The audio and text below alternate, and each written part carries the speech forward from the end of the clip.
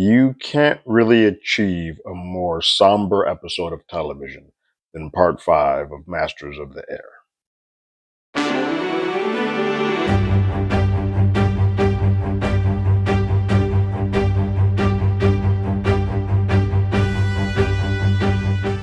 Hello, everyone. Terrence here with Hollywood Already Did It. If you haven't already, go ahead, like, share, subscribe to the channel, leave a comment, ring that bell below. Anytime we have something, you will be among the first to know. Oh, wow.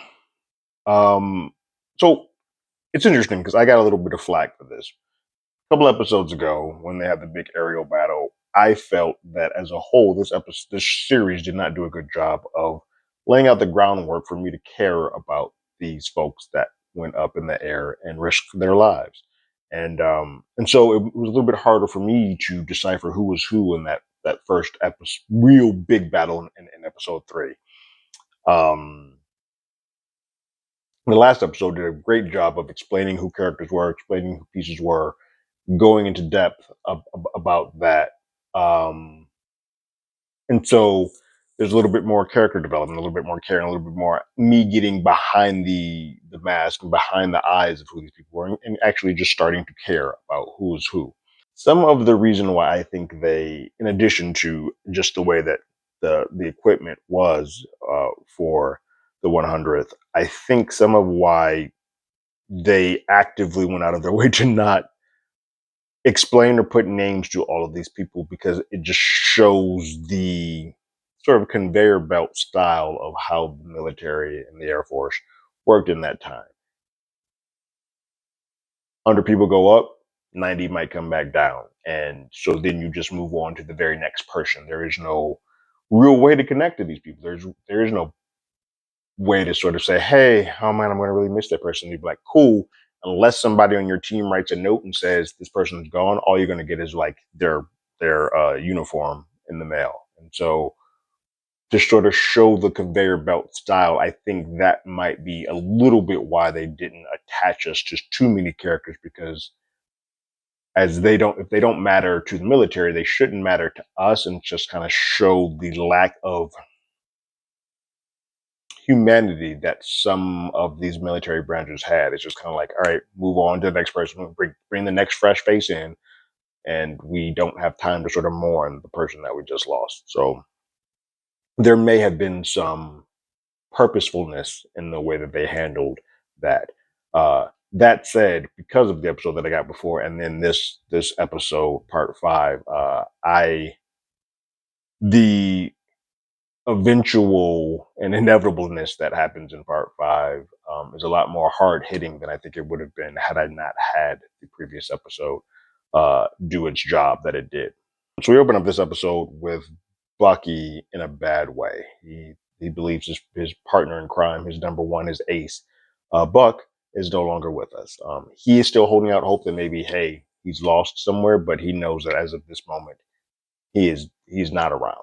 And so he is drinking, he is smoking, he is kind of just in his own element. And some people starting to notice. The mechanic kind of notices, like, hey, do you need me to drive you here? Do you need me to take you here? He's like, nope, I got it all. I'm just gonna go do this. He is hell bent to get up there in that air to sort of avenge his friend and do whatever it is that they want him to do on this mission, to get some type of justice for all the people that they lost. This episode is all about the monster raid mission, which has a pretty significant shift in what the 100th is attempting to do, and their missions as a whole.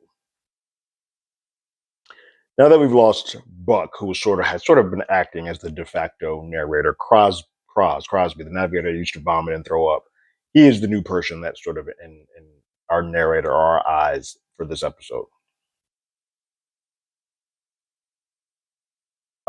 He has survived yet another mission, while most have not. He gets promoted to being the navigator of the 100th as a whole, as opposed to just navigating for one plane. He's the navigator for the entire fleet, and so he doesn't go up in the planes. But it was believed for a brief moment that Bubbles, the person who gave him that opportunity, who previously gotten ill, it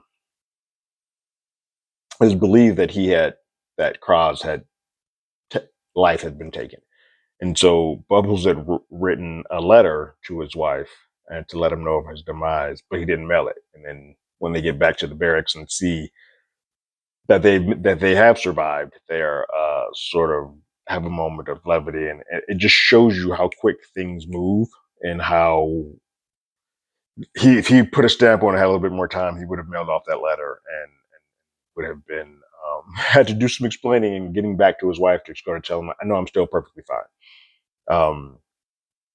But I like the viewpoint of Kraz as sort of our new narrator because he suffers from a bit of imposter syndrome. Like he doesn't feel like he quite belongs or fits or as good as Bubbles in doing this.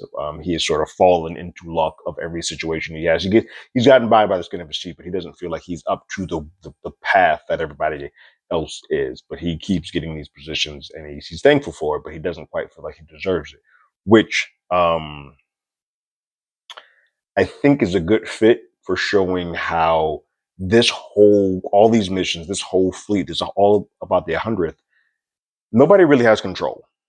When you go up in the air in these massive machines, no one who is actually behind the cockpit and in the cockpit has any control. And it's a luck of the draw, 50-50 chance that you may get to come back down. And most folks don't. As we've seen in the show and as we definitely see in this episode, a lot of people that go up, they're not returning. And so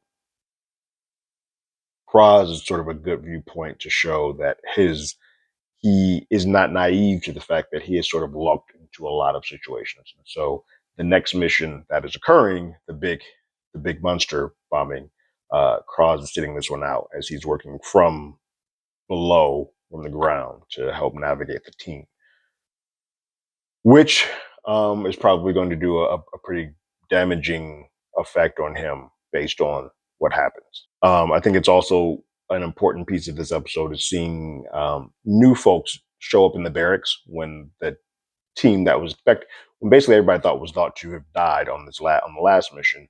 They returned to see people in the barracks in their spots, and so it just shows you how immediate they were ready to bring in the next new faces to sort of do the next mission. And these guys, they're not taking any time off. They are doing back to back flights, and to a point where there's supposed to be rests. There's supposed to be different crews brought in to kind of do this, but their crews are running thinner, and their time to try to get the jump are happening less and less, and so there are back to back missions, which a few of the officers begin to sort of complain about. There seems to be a reluctance to want to go right back into it. Like, I need this break. There's also seemed to be a reluctance on the mission itself. For this mission, they're planning to bomb outside of a church, outside of a mass, as people are leaving for a mass on a big day, which is going to hit a lot of civilians. There is some discourse to say, like, hey, these folks didn't really have anything to do with what we're doing. Why are we bombing them? And Bucky hears a piece of that and goes tit for tat with the person who's basically going to be in the plane with him, his right hand, his wing person. And he kind of checks him and says, "Hey, Buck, this whatever we're doing isn't going to bring Buck back. Buck wouldn't want this," and kind of gets under Bucky's skin a little bit to the point where Bucky pulls rank and says, "You, when you're referring to me, you refer to me as sir. Are you going to? Is this going to be a problem for you?" It's like, "No, cool." And basically, shut up, shut your mouth, and we're going to go do this. And so Bucky's just hell bent. Like, he just has to get behind the action because he feels kind of like what Kraz is about to feel. He feels that, hey, I wasn't up there with him. I wasn't up there. I need to get up there and do my part, do my piece. It's a pretty big piece, a pretty small thing, but the way they show all the planes taking off, and they show them in their new planes, and they all have earmarks or air signs, new planes that have like each call signs, basically. But they show them all going to the plane. They show the sunspots in the background. It's just gorgeous. It's a beautiful way. It's very majestic and peaceful as they enter into the skies, and it shows that there is some sort of the calm before the all hell breaking loose in this episode. And it is a quick turnaround. Like, they run into a just plethora of flak that takes out a couple of planes already. Some planes immediately have some mechanical errors, and so they go up there with this huge squadron, and some already end up taken down. The second they get past the first range of flak, fighters are just coming in everywhere at them, and it is a battle, and they lose a lot. People that we care about, people that we've sort of have had some sort of attachment to, start taking fire. We see people's faces get blown off. We see people's hands get blown off. It does not shy away at all from the violence and the realness that sort of is occurring in this moment. This keeps happening where fighters come, take their shots, take out, thin the herd a little bit, more flag. Repeat, rinse, and repeat. This happens about three times in this point, to which a lot of them have taken just heavy fire, and basically the entire fleet is getting wiped out. And so there's a point when Bucky decides to he still has enough to, like, his plane is shot to hell, but he's going to release his payload, his bombs, and then basically um, do his mission, release the bombs, and then leave formation so that he can bail out. Basically, he said, "Yo, everybody on this plane, we're bailing out, but we're still going to release these bombs." They do so, and then he has to bail out, and he winds up Bucky. You don't know what happens to the rest of his team, because some people, even when they bail out, they still get shot down, or they don't make it quite to a land. But we do at least get to see that Bucky lands in Germany. So even though in this episode we don't pick up with where our duo was in the last episode, trying to make it from Germany back to England, we now see that this is where we have sort of landed with Bucky in this situation. So now he is kind of on the hide until he either finds some type of ally, or he is or not. You know, go back up to the skies, and it's still just a continuous. This is a dogfight. People are just getting teed off one by one. More flak versus fighters sort of situation occurs, till we then go back to the base, and the base starts seeing planes come in. And unfortunately, the first plane that comes in is not one of their squadrons, one of 305. And then 305 immediately tells them that, like, yeah, there is nobody up. The 100th is completely gone. There is no one from the 100th. So for a brief moment, they think that nobody from the 100th has returned. But then one plane does come in with all of their basically crew damaged. But there's one plane that does come in with Rosie Rosenthal, introduced to us sort of for the first time here by actor Nate Mann. He sort of is the one guy who was not injured, but his whole squad is, and he's the only person that had made it back in this very just damaging, solemn, and somber fight that wiped out. What we come to learn is about 120 men perished in that mission. And everybody's sort of feeling that. You see the mechanic kind of like, wait, where's Bucky? Who's this? Like, everybody's gone. Everyone is gone. They have a moment where they have to sort of have an interrogation, which they're kind of checking with the folks that did make it back, with Rosie and the few other members that aren't injured, to kind of go through this process of interrogation. And in that, they're just saying, like, we don't know where everybody is. Like, there was pure hell up there. Like, we don't know. We don't have a lock on anybody. We think, as far as we know, we're the only ones who made it back. Everybody else is gone. And they're all kind of shell shocked by that. We then see a pretty solemn moment in that Cross was supposed to be up there with him. Bubbles went back now and had resumed his place, and now Bubbles is no longer around. And so Cross goes to read the letter that Bubbles wrote in for him towards his wife, and now he sort of has to do that, write something, a version of that for Bubbles. And so it's just a hard moment where the tables are turned. He would have and probably should have been up there. It's how he's sort of feeling. Imposter is now sort of turned into a second guilt, and he's reading that letter and just breaking down. We don't quite see what happens to Bucky, or we don't kind of catch back up with Buck, but it seems like Cross and Rosie are going to be our sort of new viewpoints. I don't know much, but I have heard that Rosie, he becomes a pretty prominent figure within the 100th as they continue on. So it'll be interesting to see sort of what angles we get and how long luck sort of goes on his side. But no, this is a really gut punch of an episode, um, because one, we have had some type of connection, but two, based because we know all of these missions, each mission that they show us is something that actually took place in life. And so this is the first time where they have just taken a complete and total L. Like everybody that went up to that sky has always had sort of a 50-50 shot. And for this one, that chance basically became a 0% shot of returning. And that that's a hard pill to swallow. And so what we're going to see and what we've seen so far in this series is that when that happens, they're just going to call up the next team.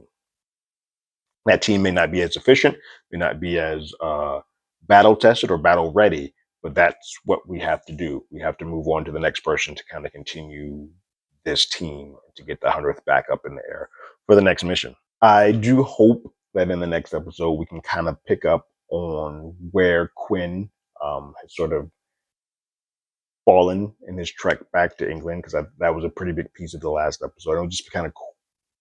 It would be interesting to see where his character is, and see if the fate that he has is going to be sort of reminiscent to the fate that Bucky has. Because I don't know what is in store for Bucky, or if it's going to be as Bucky's a bit of a hothead. I guess is the way I'm sort of trying to get this in. If he is found by someone, I don't know if he's going to be as amenable to doing the things necessary to get from one place to another, especially since in his head he has still lost Buck. And I don't know if he's going to do everything that he can to get back home.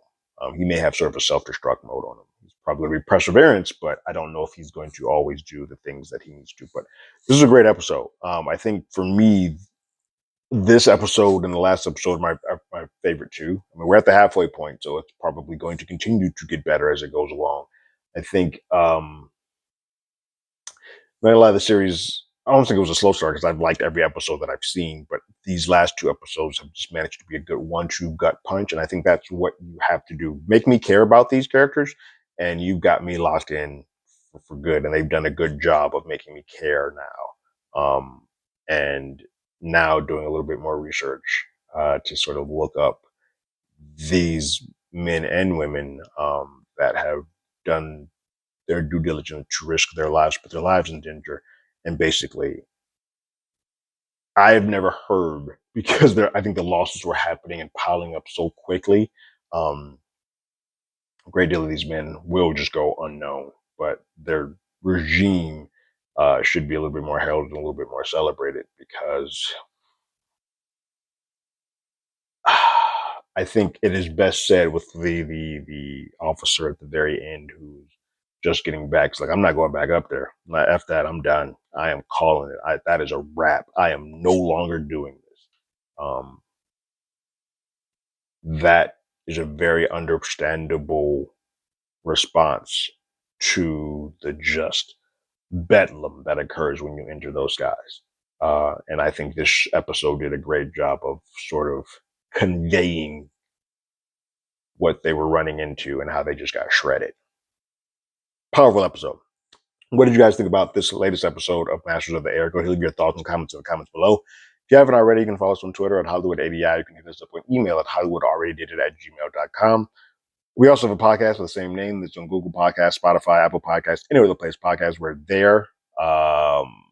We are probably, it was originally going to be Madam Web that we decided to come back and bring the podcast back, but neither Blake nor I want to watch that film. Sorry. So it's probably going to be Dune when we first return back. But like always, I got my ticket. You got yours.